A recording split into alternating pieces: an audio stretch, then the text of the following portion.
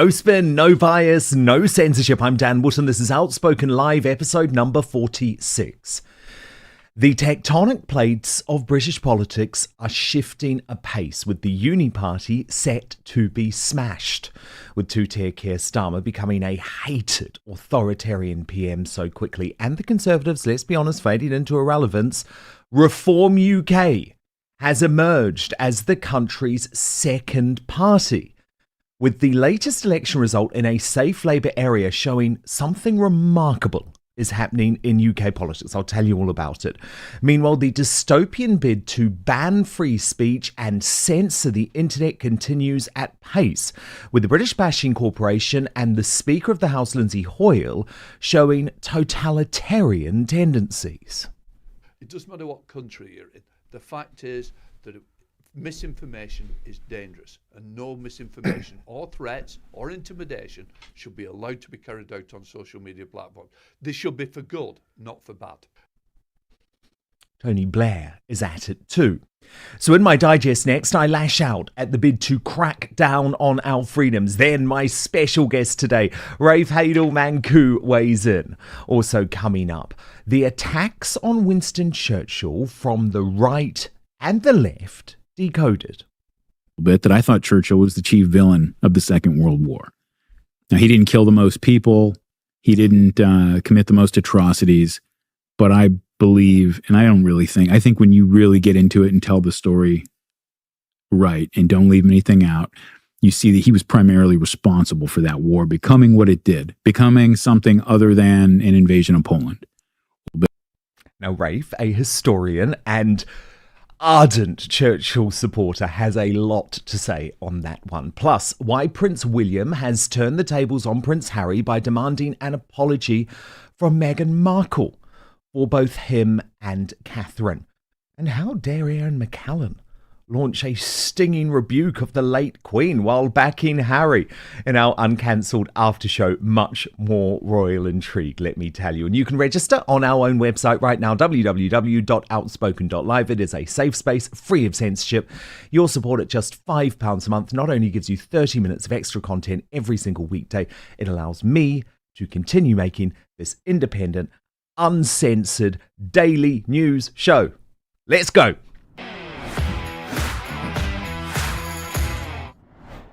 They will not stop until you are silenced and I am silenced. Who are they? The elite class, the political establishment, the blob, and of course the evil mainstream media. They are losing. They are dying. So their only solution is to shut up the majority. It won't work, but it will sure lead to some chilling times. The sort of chilling times that result in a housewife grandma being sent to jail for 15 months for an inartful Facebook post. But trust me when I say this is a coordinated push.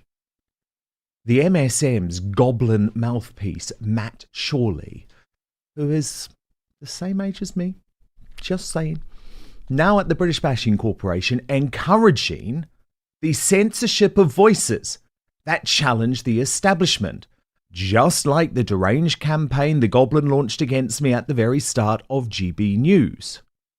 So the Goblin provided absolutely no pushback, as the Speaker of the House, a genuinely powerful man in Westminster, Lindsay Hoyle, called for the end of free speech altogether, the end of the internet, the end of social media as we know it. Misinformation is dangerous. Social media is good, but it's also bad when people are using it in a way that could cause a riot, threats, intimidation, actually suggesting that we should attack somebody, is not acceptable. But what we've got to do is make sure it's factually correct what's up there. If not, I think the government have really got to think long and hard about what they're going to do with social media and what are they going to put through Parliament as a bill to act. And I believe it should be across. It doesn't matter what country you're in. The fact is that misinformation is dangerous, and no misinformation or threats or intimidation should be allowed to be carried out on social media platforms. This should be for good, not for bad. Okay then, Mr. Speaker. Like the misinformation your Parliament pushed during COVID, about lockdowns and the vaccine? Or what about the misinformation from your parliament that resulted in the infected blood scandal? Or the post office Horizon scandal? Or the Grenfell Tower cladding scandal? Or the expenses scandal? Or the Iraq War dodgy dossier scandal? There's been more misinformation out of Westminster over the years that has caused far more damage than anything Elon Musk's platform could muster. Or does misinformation only become misinformation when it's your political enemies telling the truth? The UK has gone full on totalitarian, and I feel more uneasy about it by the day. So too does the good guys at the Free Speech Union, who posted on X concerning to hear the Speaker of the Commons lumping misinformation in with incitement, threats and intimidation while talking up the need for greater cross-border censorship. Given that all statements of fact or opinion are provisional, who gets to define misinformation and when? But within hours. Just earlier today, we had another MSM freak, James O'Brien, pushing even harder. The disturbingly red-cheeked LBC sociopath wants Mr. 1984 himself, Tony Blair, to agree with him that X should be shut down entirely. The question of jurisdiction as well. The server will be in one country, the person writing the message will be in another country. We've arguably seen this a little bit with the riots recently. But do you foresee a point in the not too distant future where other countries are going to have to follow Brazil's lead and take actual action against platform owners for the dissemination of disinformation? Well, I'd certainly see a position where the world's going to have to come together and agree some rules around social media platforms. And I think that's, quite what the answer is and what the right system of regulation is, I'm not sure, but I'm sure there should be, and there's got to be, because it's not just how people can provoke hostility and hatred, but I think, and I don't know what the answer to this is. I'm just saying that I don't. We can't carry on as we are. But we can't carry on as we are, and I think the impact on young people, particularly when they got access to mobile phones very young, and they're reading a whole lot of stuff and receiving a whole lot of stuff that I think is really messing with their minds in a big way. And as I say, I'm not sure what the answer to it is, but I'm sure we need to find. No, you don't need to find one. If there's one person I want nothing to do with regulating the internet, it's that liar Blair. How can the establishment not see how insane all of this is? And the insanity is very real. Look at this chilling anecdote revealed by We Are Fair Cop earlier today. Breaking, 19-year-old woman visited by anti-terrorist unit and Merseyside police yesterday. They asked her about her politics, if she is right-wing, and why she had an Anglo-Saxon replica helmet in the house. They refused to say what she was accused of. They confiscated property, a replica decorative sword hanging on her parents' wall, and advised her, bite your tongue before talking online. The young woman in question has never been in any trouble before. She has no idea what she has done, and the police are refusing to tell her. This is Starmer's Britain. You don't need to be guilty of anything beyond holding the wrong opinion. And yes, it's only social media that allows us to see the reality of life on the streets of the new UK under two-tier Keir. You're not allowed. Yeah? You're not allowed. Move your phone out my face before I smack it one. You son of Yeah. You are son of Oh, no, you are, look at you. You eat pork and you look like pork. Yeah. You pig.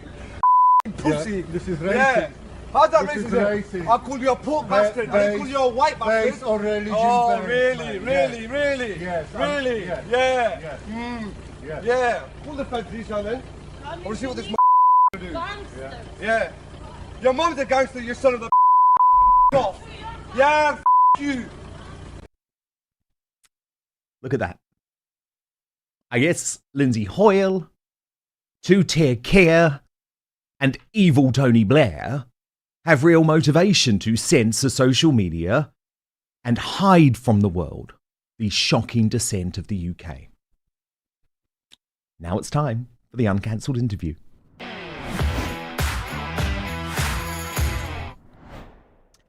And today I am delighted to be joined for the entire show by the award-winning historian, author and broadcaster Rafe Heydel-Mankoo, who specialises in British national identity, the Anglosphere and culture wars. He is co-editor of the critically acclaimed Burke's Peerage, World Orders of Knighthood and Merit, and author of the best-selling A London Peculiar, as well as a senior fellow at the New Culture Forum and a trustee of the Canadian Royal Heritage Trust. Rafe, so brilliant to have you today. But how chilling is this? How chilling is it that we now have the Speaker of the House, Lindsay Hoyle, and Tony Blair, very powerful figures in the orbit of slippery Starmer, now effectively calling for the censorship of the internet, potentially even shutting down social media? Yeah, you're quite right. Well, great to be with you first and foremost, Dan, and congratulations on your superb new podcast. It's really shaking things up, so bravo. But yes, thank you, Rafe. I watched that clip of the Speaker Hoyle, and quite frankly, trying to hear him analyze as an expert social media is sort of like me trying to give you an explanation about hip hop or grime music. It was so bizarre. It is chilling stuff, especially when the speaker combines things like misinformation with incitement and intimidation and so forth. As you said earlier, this is all about suppressing anything that contradicts the established narrative. So, for example, during the riots and the protests that we saw, if you didn't have a Twitter account, you would be inclined to believe the curated news that was being provided to us through the mainstream media and through our political class, that this was something that was an online creation of people like Tommy Robinson and bad actors in Russia and China. Those of us with Twitter accounts could see the full picture. We could see the Muslim gangs rampaging through the streets. None of that was provided to the British public. Now, unfortunately, there are only 20 million Twitter or X accounts in this country. So still the majority of people here are getting their news from the mainstream media, which is just an awful prospect. Which supports the class. And it's so sinister. And of course, who decides what's misinformation? As you quite rightly said, of course, if in 2020 you supported the lab leak theory, as I did, and I'm sure you did. Oh, I did. You would be cancelled. And I was censored for it. Just last year, the FBI came out and actually said that they actually believe that lab leak was correct. We now find out the CIA was actually trying to cover up this as well. Remember, what's misinformation today won't be misinformation tomorrow. At one point we thought that that the sun revolved around the earth. Galileo was silenced and cancelled for misinformation.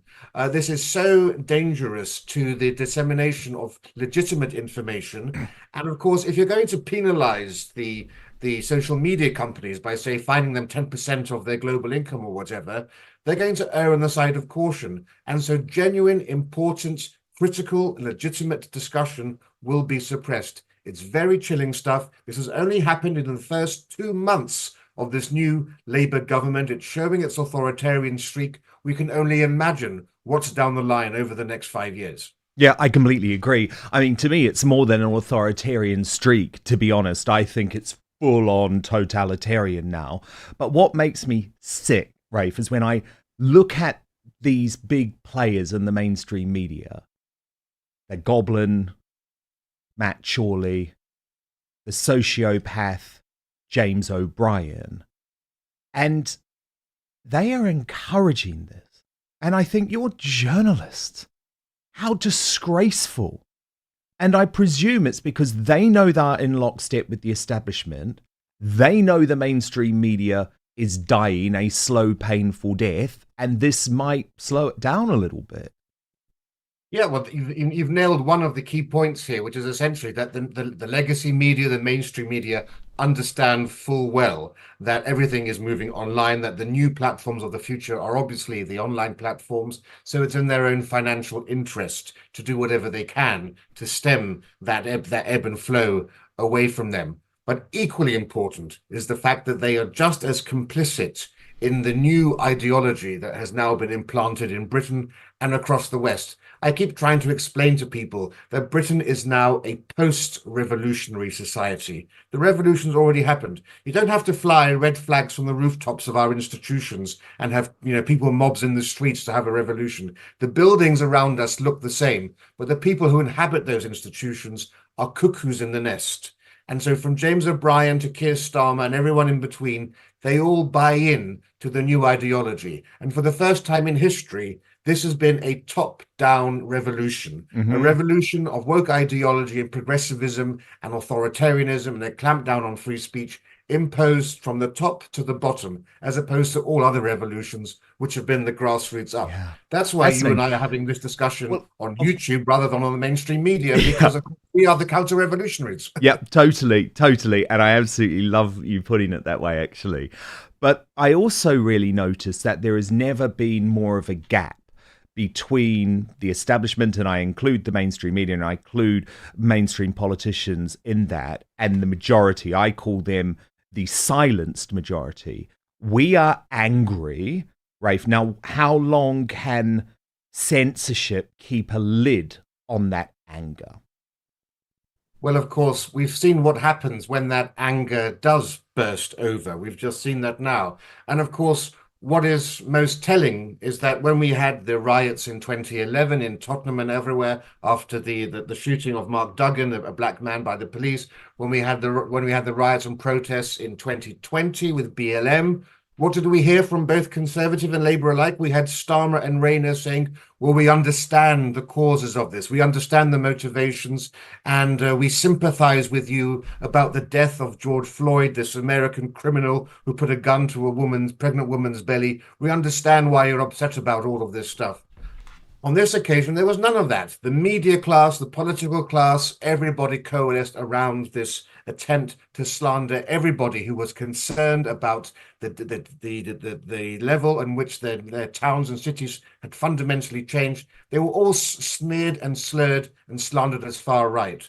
That's why they're trying to cut down on free speech, because they realize that the people themselves can see what's going on. But if the people don't have any access to these platforms, if they're not able to actually see anything but the curated editorial news that they're fed, then hopefully they can suppress that. Because the only way that multiculturalism and immigration can survive in this country, for example, is by draconian clampdowns on free speech and a suppression of the sort of video that you just displayed. Rafe, would you go as far to say that multiculturalism is tearing the country apart? Yeah, look, barely a day or a week goes past when you don't have a police commissioner or a mayor or a politician saying that diversity is our greatest strength.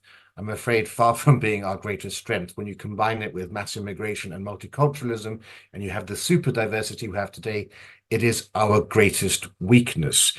Britain is fast becoming not a united kingdom, it's becoming a united nations. We are dissolving into a series of ethno-nationalist silos.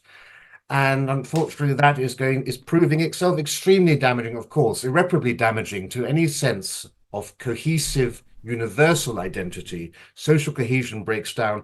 It's not just me saying this. Left-wing socialists, not sociologists and academia, have done a meta-analysis of all the 87 studies on the issue of social trust and social cohesion. And they find that increased diversity on local neighborhoods leads to a reduction in trust, leads to a deterioration of local neighborhoods. People vote less, people stay at home more, they don't go out as much into public. You see public buildings and so forth deteriorating because people no longer feel that they can trust each other. Not just between different races, also even within and between the same members of the same race. There is no evidence at all that diversity is a strength, but no one has been brave enough to see that. And the rot in the Tory party is so deep that you even had the Prime Minister, Rishi Sunak, minting a 50 pence coin saying diversity built Britain. This is the new myth that you see being created, that immigration and diversity built Britain, which of course is a great slur on those generations of people from the British Isles who actually did build this country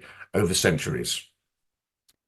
But breaking right now, Rafe, there is a massive shift going on in terms of the tectonic plates in British politics. proven by an election yesterday that you won't hear much about in the mainstream media, but the results are absolutely fascinating. Let's look at this post on X from Zia Youssef, who is the chairman of Reform UK, who writes, Reform has all the momentum in British politics and is bearing down on Labour. Crewe West has been a Labour stronghold. Yesterday's by-election result, big swing from Labour to Reform. So even though Labour has a very high vote here, 43%, look at this, Rafe, down 19%. Reform, brand new entry, 26%. The Tories at 17%. And then you go down to the more minor parties well below. So I'm sorry, Rafe, I believe Reform UK is now the second party in British politics. Am I wrong? Don't apologise for it. I mean, this is a fundamental moment, actually, in British politics for a potential realignment. You know, we had the realignment actually in 2019 when small c patriotic Labour voters lent their votes to the Tories in 2019 with Boris Johnson. Unfortunately, we then had COVID and all of the money that could have been used for levelling up was spent on furlough and lockdown. And so reluctantly, those voters then turned to Labour at the last election. But they are fair weather friends of Labour. They're not really allied to Labour at all. And Reform, you can clearly see now, is seizing on that opportunity. And it's only been 2 months, as I've said, into the Labour government, where I think you have buyer's remorse with so many people who cast their votes for Labour when they naively didn't realise that what we're seeing now is actually the true colour of Labour. You know, Starmer said one thing to become leader of the Labour Party and betrayed the Labour Party members. He said another thing to become Prime Minister and he's betrayed Labour voters, people for the winter fuel allowance and so forth. But now the imperative is on the Reform Party not to drop the ball. The key thing. What do they need to do? What do they need to do? They need to professionalize and they need to understand that they are no longer an outsider campaigning party. They are now within the walls of Parliament. And they need to be, in my sense, a bit more like the SNP. They need one single key cause to follow. SNP, that's independence. For the Reform Party, it must be immigration, immigration, immigration, to paraphrase Tony Blair. I've said for a few years, actually, if there was an immigration party alone with that title, it would have done hugely well at the election. That needs to be the Reform's core thing to campaign on. But then, of course, having proper policies across the board. And it needs to have a dedicated policy unit, which I don't think it currently has very well so far. It may be wrong on that, but I don't think it has. And it needs to actually present itself as being a legitimate opposition and a contender to eventually become the ruling government of this country. Well, do you know what I find fascinating, Rafe? I genuinely think that the Labour Party and the mainstream media have realised now that Reform UK could be in government in 2029. I've predicted even before the last election that we will have Prime Minister Farage in 2029. Some people might say I'm crazy, but let's see. But look at the attacks that are now coming. So this was in the Times this week. They have described Reform UK as a danger. They have described Reform UK policies as loopy. But the thing that I actually found most disgusting was this quote from a serving Labour MP, we don't know who, because of course they're completely gutless, describing Reform UK members as, quote, keyboard warriors, and saying many of these are in their Transformers pyjamas in their mum's basement, but what we haven't seen yet is Reform on the doorstep or speaking to voters. Now, obviously that's grossly offensive, but isn't it also a massive miscalculation, Rafe? Because this is always what the political elites do when they're trying to demonise a certain sector of society. They did it with Brexit voters. Well, they lost. They lost as a result. Yeah, and you could mention Hillary Clinton's deplorables, right? Yes. Or the swivel-eyed loons that David Cameron referred to UKIP members as well. You're precisely right. It's that same condescension. It's the idea that we are the elite and the educated class and we understand things better than you do. And that patronizing tone no longer works. But what's, I think, actually also equally fascinating is that there is so much of this bile projected towards Reform and their 5 MPs. Meanwhile, we have 4 pro-Palestinian MPs who were elected on a one-issue mandate, and that was Palestine. No concern about education or healthcare. Yeah. And now Corbyn, and don't forget Jeremy Corbyn leading the pack. forming a 5 MP bloc now with Jeremy Corbyn. Now, we don't know. You think Reform could be Prime Minister, could be the government in 5 years? You may well be right. They could sink or swim in the next 5 years. What we do know is that Islamic sectarian politics is here to stay, and those 4 or 5 seats are only going to get larger. That should be striking fear into the hearts of any traditional liberal, let alone conservative. If you believe in women's rights and gay rights and everything else, you should be generally worried it terrifies about. me. It And yet terrifies all that me. we hear- And then you've got Labour saying, oh, we're going to make Islamophobia illegal. I mean, it's nuts. Well, of course, what we're seeing here are attempts, because, of course, Labour realizes the threat that the Islamic sectarianism poses to its own electoral chances, because they always depended on the Muslim vote. And so when you see them having these arms embargoes against Israel, and when you see this proposed Islamophobic legislation, which is so chilling, these are all ways in which they're trying to win back that lost Islamic vote. And, and this follows just after we've had the government strike down the Higher Education Free Speech Act. This Islamophobia legislation, which will come in either a standalone legislation or in a new Race Equalities Act, is going to be so chilling, because it's going to use what we call the all-party parliamentary group definition of Islamophobia, which essentially will mean that if anyone perceives something that you say to be an attack on Muslimness, whatever that means, you'll be guilty. So if you condemn child marriages, if you condemn first cousin marriages, if you can condemn polygamy, even if you start attacking the Pakistani Muslim rape gangs, you could potentially fall foul of this. And even Sikhs are upset now in the Times yesterday, because, of course, the Sikhs endured the most terrible torture at the hands of Muslims historically. And if you make reference to that, they're now fearful that they could also become criminalized for that. This is the face of the Labour Party in the 21st century. Yeah, it's totally terrifying, actually. The other thing that you're seeing at the moment, Rafe, is complete two-tier mainstream media coverage of Nigel Farage. This is constant. So I wanted to show you Richard Keys, remember him, the disgraced sports broadcaster. Yesterday he posted on X this picture of Nigel Farage lunching at Scott's in Mayfair. He said in the most expensive street in the UK.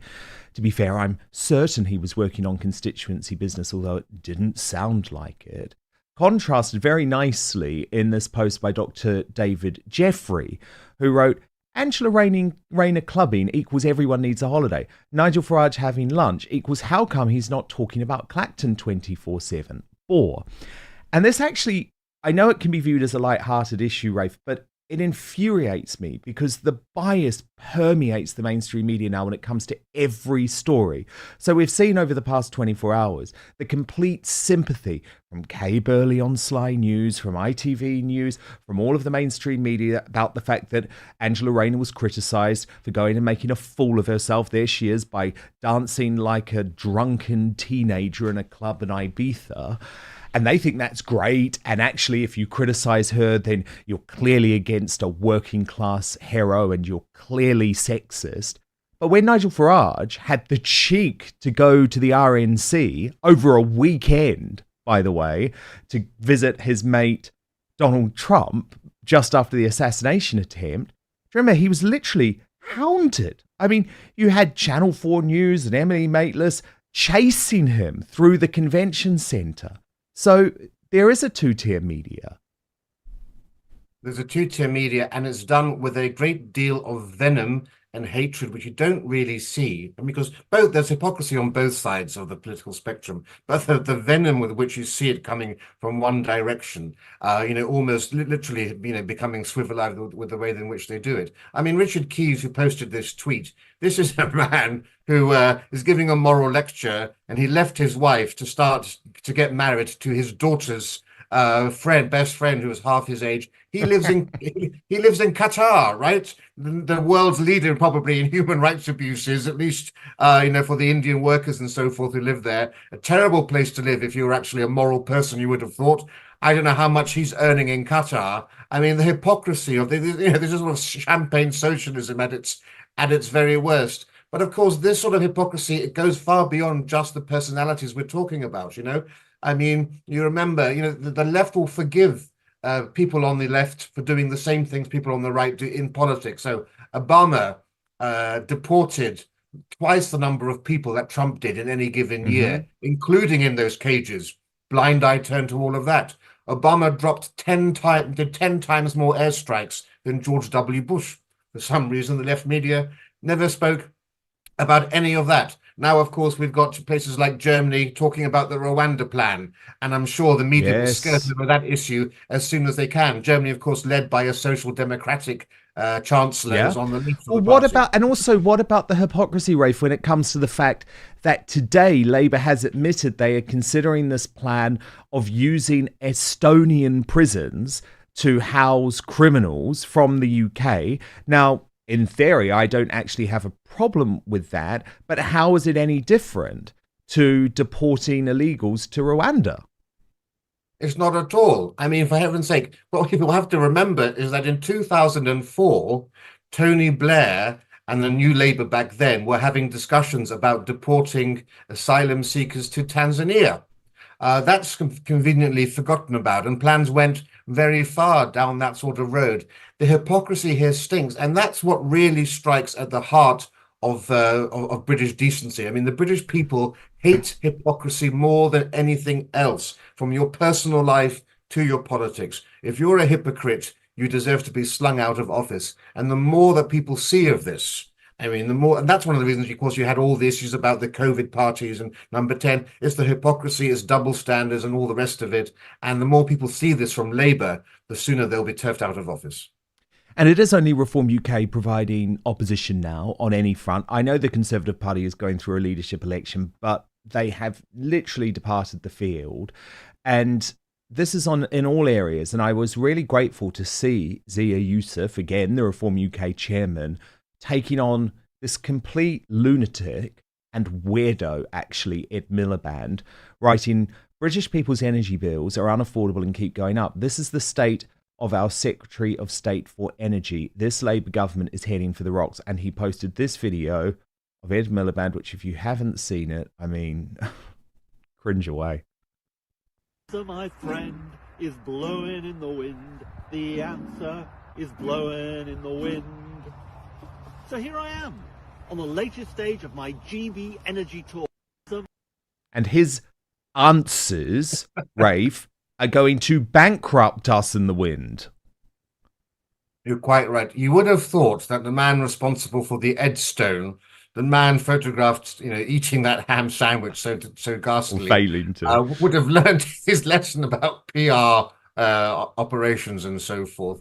I mean, look, every single expert knows that this idea to try to get net zero by 2030 is simply unachievable. Even the greatest supporters of it say, it can't be done before at least 2035. And yet, and we've now been told, of course, unofficially, that this will potentially, this vainglorious attempt to achieve the unattainable will cost potentially, hundreds of billions of pounds. And, where is the Conservative Party in all of this? You're quite right to praise the chairman of the Reform Party. The people in this country have not had a genuine Conservative government since 1997. Instead, they've had almost 30 years of a uniparty, a centrist uniparty, a leftist uniparty, New Labour versus, New Labour Light. And the Reform Party would not exist if the Conservative Party had actually been, conservative. How about that? They are conservative in name only. I've said for a long time they should be renamed the Neoliberal Party because they don't have a truly conservative, high Tory sort of bone in their body. And anyone anyone in the media who thinks that reform is beyond the pale and extreme, they simply either weren't alive in the 80s and 90s or they've got a very short memory, because the policies that reform takes on things, from immigration to culture, is simply the traditional conservatism. Well, of course, Thatcher would be described as far right now, wouldn't she, Rafe? That is the reality. Thatcher would be viewed probably as too conservative for the Conservative Party. So Farage, right? You know him personally. You know what he's like. What does he need to do to become Prime Minister, and does he have it in him? I think Nigel Farage certainly has the ability to be a prime minister, and a very effective prime minister, particularly under first past the post, if he can dominate. Because you have to remember, since the Second World War, not a single government has been elected with more than 50% of the of votes cast. So you only need about a third of the votes cast to do it. So it's not impossible. He needs to essentially, I would say, with greatest respect to him, trust other people to also carry the burden of reform on their shoulders too. And that means, not being worried about having potentially other bright sparks and bright lights alongside him. And I think if he assembles a really powerful team of people who are also charismatic and eloquent, then I think there is a very clear path to the people, because the public are calling out for change. They're calling for an end to this the uniparty and reform and other small parties emerging, and these are like weeds trying to break through the cement that has held down politics in this country for too long. The British people have been betrayed by the Tory party. They're being betrayed by the Labour Party, and they need change. And so the imperative is on reform to meet those needs. It's their duty to their country. Breaking right now, there is a growing war on the right over the legacy of Winston Churchill, Britain's greatest Prime Minister ever, the man who changed us post-war, or a warmonger.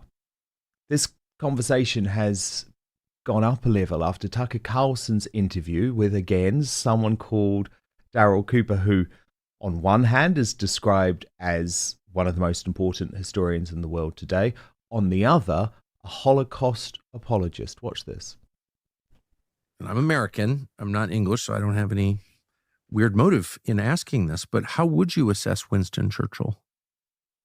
I got in trouble with my podcast partner, Jocko Willink, one time because he's a New England Dutchman whose his family, it's near and dear to, they're Dutch, but very near and dear to their heart that Winston Churchill is a hero, right? Well, everyone thinks that. He really thinks that. And I told him that I think, and maybe I'm being a little hyperbolic, maybe, but I told him, maybe trying to provoke him a little bit, that I thought Churchill was the chief villain of the Second World War. Now, he didn't kill the most people.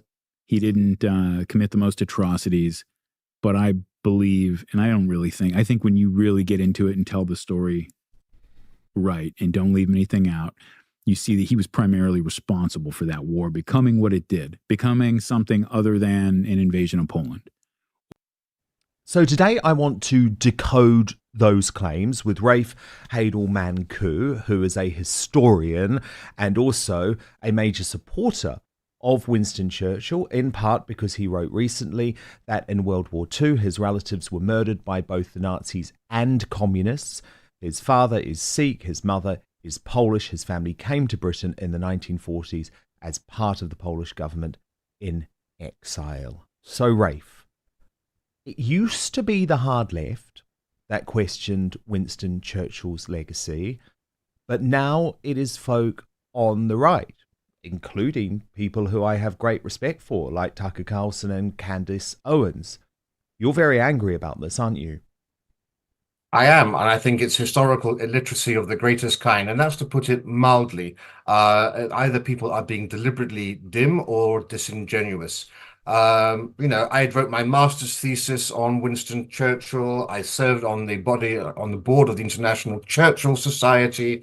I was honoured to join Mo Molim for the final of BBC's Great Britain's on Team Churchill in 2020. I've been studying the man for 30 years, and no respected Churchill historian, no one who actually knows the subject, would support any of this nonsense. And I was amused to hear you refer to this chap, Daryl Cooper, as a renowned world historian. As far as I can see, the man never studied history in his life. He doesn't have a degree in history. He's clearly not trained in any historical skills that any academic would regard as being legitimate to actually come out with such outlandish statements. It seems that his knowledge is simply cursory, based upon reading other people's books rather than doing what any decent historian does, and that's to go to the primary sources, to go to the Churchill archives and so forth. And anybody who has even the most, slight knowledge of Churchill in the Second World War can clearly see that this man wasn't responsible for the Second World War. For heaven's sake, he spent years in the wilderness warning the world about the threat from Nazism and so forth. But there are very few occasions in history, this is perhaps the only occasion in history, where the future of the Western world and the future of the free world rested upon one man's shoulder. There's that old expression, cometh the hour, cometh the man. I don't think it was ever more relevant. And the reason I say that is because for 1 year, Britain, along with its empire, but Britain in terms of the continent of Europe, stood alone against Nazism, from the fall of France and Dunkirk in May, June 1940, right through to Operation Barbarossa when Hitler invaded the Soviet Union in 1941. And for that year, resources were so slender that Britain was on the verge of defeat. And it was only Winston Churchill's iron will, resolute determination and spirit, and his masterful skill of oratory that kept Britain in the war. And if Britain had succumbed, if there had been another prime minister, which is one of the issues that this chap Daryl Cooper says, if someone like Lord Halifax, or Lord Holyfox as he's known, had become prime minister and sued for peace, there's no guarantee that Hitler would have recognized that peace treaty. You know, Hitler tore up every treaty he signed, and there's this bizarre idea by some on the sort of on the deranged right, like this man, that Hitler would have somehow, above all other treaties, this one he would have adhered to. I'm sorry. Well, yeah, let's have a look at that argument, actually, Rafe, because I want to show you what Daryl Cooper specifically said about this to Tucker Carlson, and then you can respond. And throughout that summer, Adolf Hitler is firing off radio broadcasts, giving speeches, literally sending planes over to drop leaflets over London and other British cities, trying to get the message to these people that Germany does not want to fight you. Like, we don't want to fight you. Offering peace proposals that, you know, it said, you keep all your overseas colonies. We don't want any of that. We want Britain to be strong. The world needs Britain to be strong, you know, especially as we face this communist threat and so forth. Like, this is what's going on. And I think that if there were people in Britain who, well, if they hadn't, put it this way, if they hadn't been so successful at delegitimizing the peace approach by demonizing Neville Chamberlain and so forth, and holding him responsible for the invasion of Poland, that people would have been, they would have understood, like, we don't need a repeat of the First World War. You know, we don't. So, Rafe, is it true that Hitler was looking for peace after the start of the war and he was spurned by Churchill? Von Ribbentrop, who was Hitler's ambassador over here, certainly had approached that idea with the government. But of course, it wasn't a concerted effort. It wasn't an ongoing move by Hitler to try to get peace done. And this is where actually platforms like X and Twitter is very useful, because this chap, Daryl Cooper, has written a whole thread making all of these arguments. And Elon Musk's wonderful thing called community notes is where you can actually challenge legitimate misinformation. That's why you don't need to have a clampdown on X, because community notes provides that important function of allowing people to make up their own mind about what is misinformation or not. For example, Daryl Cooper says that Hitler sent Rudolf Hess to Britain to negotiate and parley for some sort of terms. Complete nonsense. Rudolf Hess came here on his own initiative, and it was without any sanction from Hitler. I mean, this is sort of second-rate sort of history. And let's understand what he's saying here. If Hitler had defeated Britain, or if he had got a peace treaty with Britain, Hitler would have attained complete domination of the continent of Europe. And he would have been able to actually focus 100% of his force against Russia, as opposed to the 70% that actually was spent against Russia in the Second World War. And after the war, Joseph Stalin and Nikita Khrushchev both said that if Germany had given them 100% of their force, if it was a simple one-on-one war, single front war, then Germany would have won. And if Germany had won, that means that Hitler would have controlled Europe and Russia and Africa and Asia with Japan. And of course, once it restored its forces, it would inevitably have come to attack Britain, because Hitler had always got Napoleon in his mind, and Napoleon was never able to conquer all of Europe, was never able to conquer Britain. And for Hitler's legacy to be greater than Napoleon, greater than Julius Caesar, there is no doubt in my mind that the man who always tore up treaties would tear up this treaty. Because another important thing to remember, Hitler didn't love or like Britain. He admired Britain. He admired Britain. He admired the way that we got our empire. But he wasn't a romantic and didn't have any idea of, you know, the Anglo-Saxons being somehow our brothers and we must join together. This was a man who wanted to dominate and conquer. And if he had conquered Europe and Britain and Africa and Asia, he would then have been able to turn his attention on North America. That's why Franklin Roosevelt said in his Arsenals of Democracy speak, if Great Britain goes down, the peoples of America will be living at the point of a gun.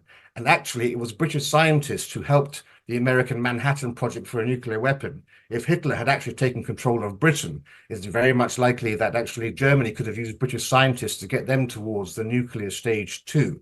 And all the time that we're talking about, having peace with Hitler, the peoples of Europe, not just the Jews, but the Slavs and the peoples of France and Denmark and the Netherlands and so forth, would all have been subjugated under the Nazi jackboot, as Hitler had free rein to also embark on his murderous policy against the Slavs and the Jews as well. To be so morally bankrupt as to think that peace with Hitler was an obvious way to go, I think is just reprehensible.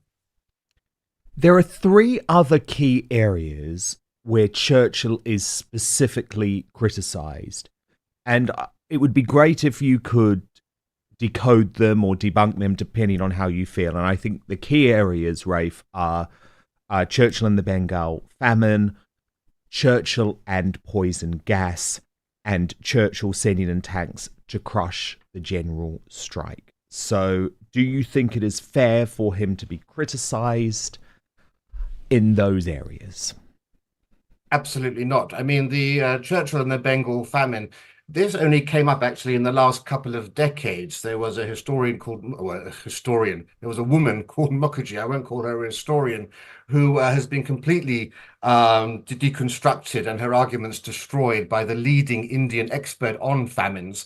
And this argument was never actually made in the 1950s or 60s. It's a very recent thing. There was a cyclone essentially in Bengal, which destroyed grain supplies and grain stocks. Now, normally what would happen on those occasions is you would have grain imported in from nearby areas in Asia. Unfortunately, of course, the Second World War was going on and there were no routes and supplies because the Japanese were blockading the routes by which normally you would import grain. At the same time, the local administrators in Bengal proved essentially incompetent and useless in how they were distributing what few reserves there were, and they hadn't been storing stocks very well. And thirdly, and importantly, Indian tradesmen were stockpiling grain to try to increase the price of all of this. Now, all of this is happening at the height of the Second World War. We have to remember that.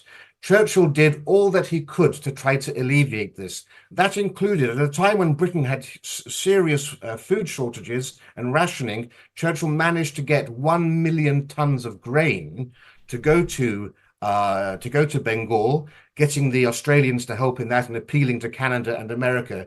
Churchill wanted to get more shipping to do that, but the Americans said they couldn't because they were planning D-Day and they needed those ships to actually take part in the D-Day landings and so forth. So there is absolutely no evidence. And again, this is all about substandard pseudo-historians who don't do primary research, coming up with these crackpot ideas, whether it be Darryl Cooper or here with the Bengal famine. The reality is, if you look at the documentary source, it's quite clear. And even the Indian leading experts know that this was not Churchill's fault. And then, of course, what else did you say? Oh, yes, poison gas. Another one we quite often hear, Churchill sanctioned the use of poison gas against the Kurds and so forth. Again, go to Churchill Archives College and what you'll see is he's referring to tear gas. And tear gas, of course, is what is used by most police forces even around the world to control mob unrest and so forth. And then, of course, with the great other one is that Churchill rolled out tanks, for example, into Glasgow to crush strikers there. Well, the reality is that there were no troops involved in violence against the rioters who were rioting in 1819. We had in Glasgow workers there were calling for reduced hours and so forth. There was violence between the police and the strikers. The Glasgow authorities called for backup with troops. Troops were supplied, but they didn't engage in the violence. And there were tanks that were in sheds, and the tanks never even came out of the sheds. Churchill was only Minister of War Munitions. He wasn't part of the main decision-making process. It was a Lloyd George government. He simply acceded to some demands to have troops there, but he said, let's not blow this out of proportion. It's all there in the original records, and no tanks went in. Again, this all came about in 1973 with another substandard historian wrote a book. No one had ever talked about this before 1973. Suddenly, long after everyone is dead, we get this now very popular idea in Scotland that Churchill, quote, rolled the tanks in the Battle of George Square. complete nonsense. And I'm afraid this is what you see time and again. There are many legitimate areas to criticize Churchill. Churchill and the abdication crisis, Churchill and India, Churchill and the Dardanelles campaign in the First World War, Churchill as Chancellor of the Exchequer tying Britain to the gold standard. There are many ways in which you can criticize him. He was a flawed man, as well as being the greatest prime minister we've had. But all we need to have is serious academics and historians discussing this, rather than these amateurs that we are currently seeing, unfortunately, rise to prominence on social media, which again is great. That's what free speech is all about. Yeah, because we can have the discussion, we can have the debate. Well, look, thank you so much for decoding that. I am a big Churchill fan. I always will be. Nothing is going to change my mind on that. It doesn't mean that there aren't grey areas. Of course there are. I do completely agree with Tucker that history is not a case of black and white, but I don't think that being contrarian and trying to turn Churchill into the biggest villain of World War II helps anyone. Now look, stand by, Rafe, because big news on the royal front. This has been a topsy-turvy week. We now learn that Prince William is demanding that Harry and Meghan apologise to him and Catherine. So we'll discuss that in just 1 minute. But all right, guys, it is the best time of year because football is back. We're talking Premier League in the UK, in the US, NFL Sundays and college football Saturdays. And with that comes the glorious grind of fantasy football lineup. So this is where your inner manager comes alive, setting the perfect fantasy roster, screaming at your TV and making last-minute waiver moves that either make you a hero or the guy everyone ridicules in the group chat. But listen, while you're over there making sure your fantasy team is dialed in, don't let your personal grooming become the guy that gets left on the bench. Let's be honest, nobody wants to fumble their grooming routine, and that's where Manscaped's Performance Package 5.0 Ultra comes in, acting as your all-in-one grooming playbook.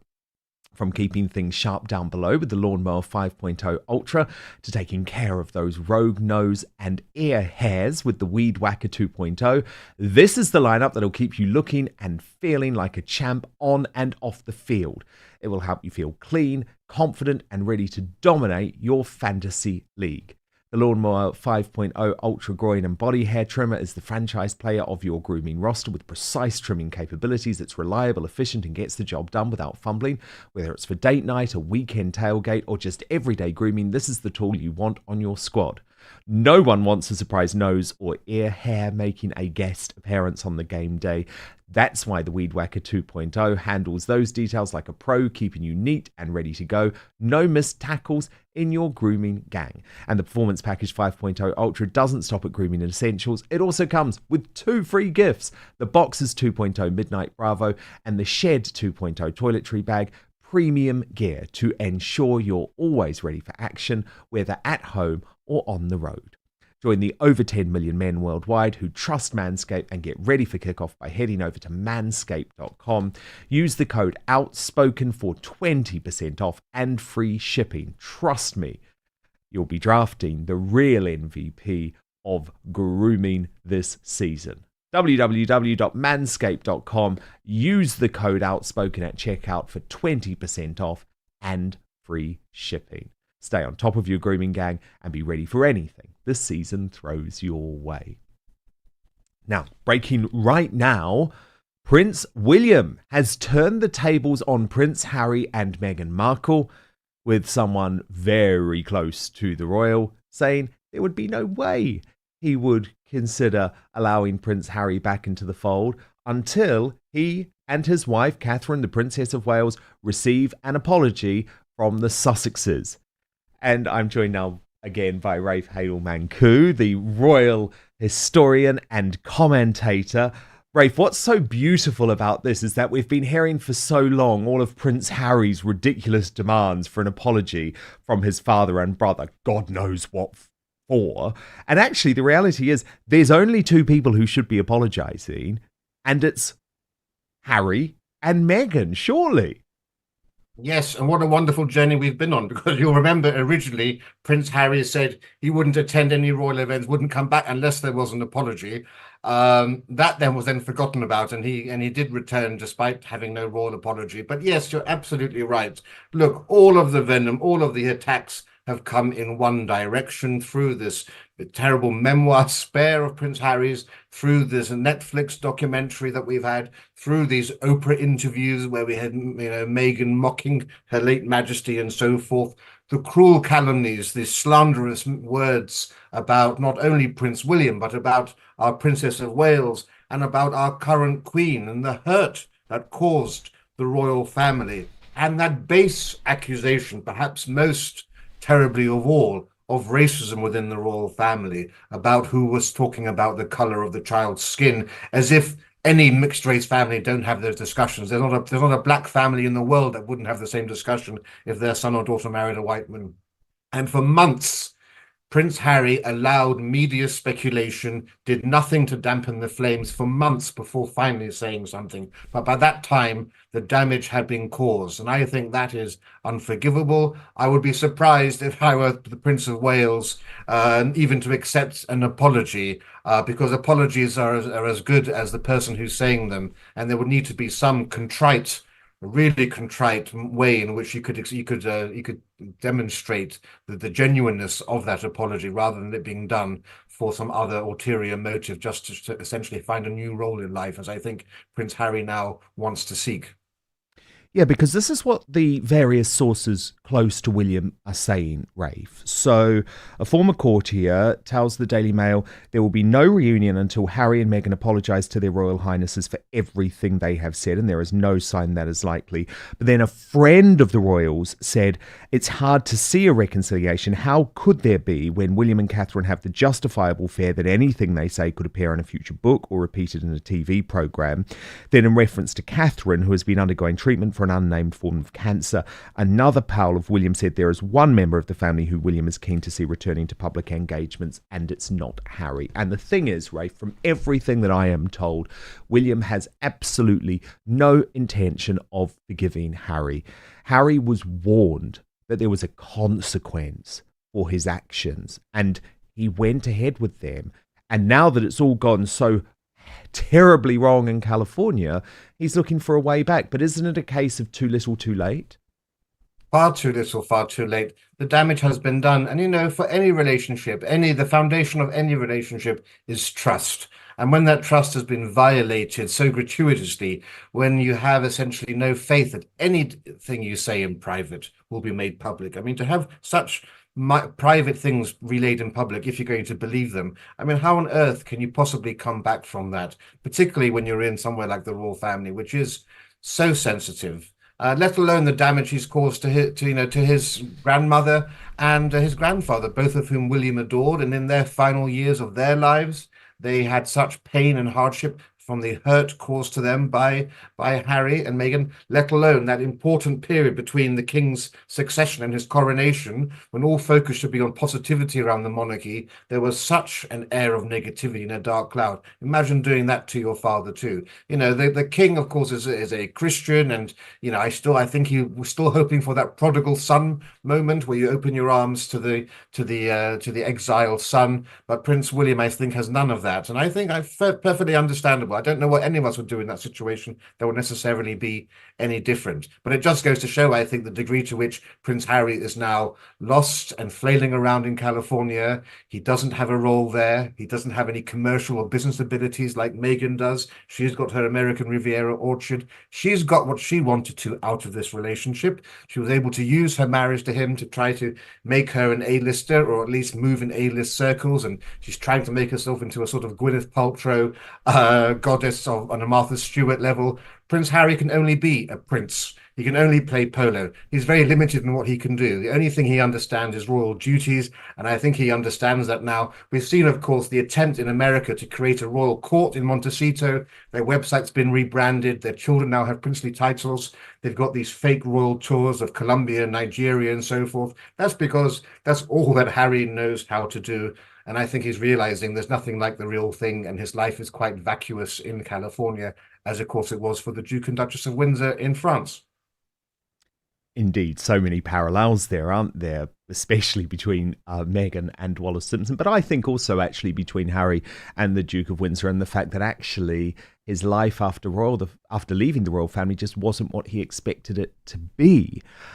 But what do you make of what's going on in their marriage, Rafe? Because there was a source close to Harry in the Daily Telegraph this week trying to say, oh, just look at Harry. You can see how happy he is. Well, actually, no, because in the unposed photos in Colombia, he looked utterly miserable and he was doing everything possible to get away from his wife. So do you think that there could be issues in this marriage? Because it is very telling, isn't it, that he's talking about returning to the UK, at least for part of the year, when we know Meghan has no intention of ever returning to the UK. I'd be surprised if she ever sets foot on British soil again, because she's so terrified of the fact that she would be booed anywhere she went in public. And I think in reality, there's a chance that could happen.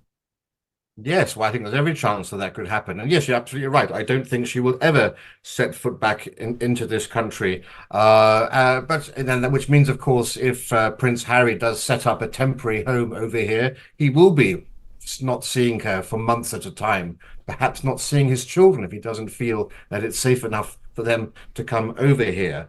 I always try not to speculate on things I don't know about people's personal lives and relationships, but I would simply say this marriage was always about Meghan. This was all about Meghan using the royal family as a means to elevate and promote herself. There's nothing, no one is so blind as those in love. And I think everybody else can see that quite clearly. And she's attained what she wanted to. She was always a California princess, and now she's living that life. That's not the world that Prince Harry was born into. It's not the world of tradition and ritual. And I think, having turned his back on his true friends and having relied so much on Meghan's PR team and so forth, that must have caused upset and a feeling that in some sense his best interests weren't being served and he had to play second fiddle. I think the fact that Meghan retreated from him so much in the last couple of years when he was having his war with the royal family, she didn't want to get tarnished by any of the fallout from Spare, completely absent, when you would hope and expect your wife to be your strength and stay and support you through all of that. I wouldn't be at all surprised if there were those sorts of tensions. And certainly if Prince Harry comes back to England, you can only imagine that things will get further down that line. And what you were saying earlier about the Duke and Duchess of Windsor is very true. They're both living in California now. And I remember the hairdresser of Wallis Simpson, the Duchess of Windsor, doing the hair of the Duchess in their Villa Windsor in France. And as he was doing her hair, he looked out into the garden and he could see the Duke of Windsor with 6 or 7 pug dogs. And he was trying to get the pugs to obey him, and they wouldn't obey him. And he thought, my God, this man used to be the King Emperor in command of millions of people. He now can't get his dogs to follow him or obey him. And I think in a much smaller sense, Prince Harry's probably thinking, what have I thrown away? I've lost all the respect of my family and so forth, all my military regiments, everything that gave me some sense of certainty and identity and confidence in life has now gone and evaporated. Yeah, and for what? For what? As a royal historian, Rafe, you have obviously looked closely at the members of the family who are in the line of succession, but not direct heir to the throne. Isn't there also just the crushing reality for Harry that his years of relevance have effectively gone, because all of the focus now is surely going to turn to the children of the Prince and Princess of Wales, and especially George, but also Charlotte and Louis. And so even if he were to return, it's not like he's going to be some homecoming hero. Well, we're just under 10 days away from his 40th birthday, and time is no friend to Playboy princes. And the hair is going. The hair is going. As the Duke of York knows all too well, it's the sad fate of younger brothers to become ever more irrelevant.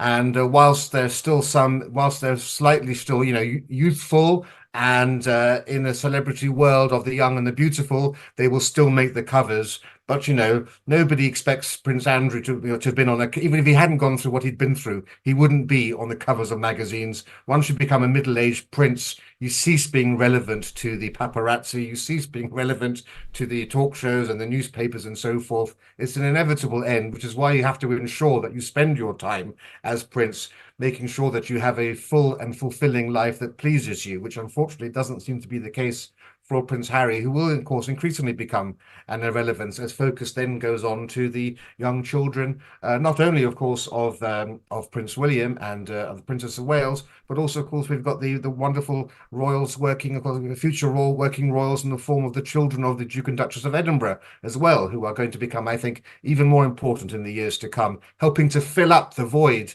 caused by the absence of the York. I really hope so. They're such a lovely family, and I was one of the people who was campaigning for Edward to become the Duke of Edinburgh, and thank goodness Charles actually did allow that to happen, because you remember there was a while where he was wavering on it, and I think it is really good, and we should see that family boosted, because they're exactly what royals should be.